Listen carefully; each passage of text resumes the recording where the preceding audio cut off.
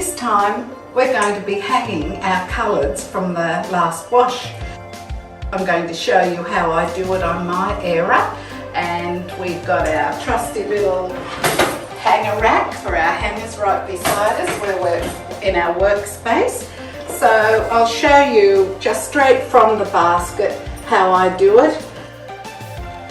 We'll see how we go. Remember we spoke about if we wanted to hang jeans, just a little flick. I've got the pegs here and I would put them at the end where you've got the longest run, so the height won't matter.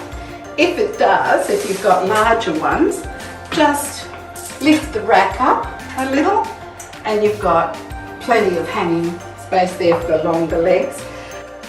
We'll do a shirt.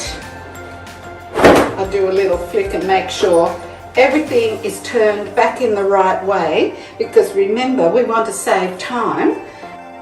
So we want to take these straight off this rack onto the ironing rack, ready for ironing. So I just usually hold that there, do up one button, keep it nice and neat on there, little flick, and then I hang them all around so you can get so many garments all up and down both sides of your rack, so you haven't got a problem in small spaces. You can still do all of your clothes on the one rack basically.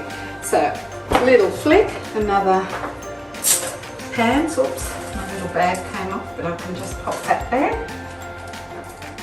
Once again, pegs. But you know, I don't use a whole lot of pegs for everything. Just makes it a little bit easier and allows you to put more garments on there. I'm just looking for something that I can just throw across. So we'll just use another PJ, put it like that. So any of the other bits of clothing, you can just fold over, if it's tea towels, pillowcases, face cloths, all the rest of it, and just continue on.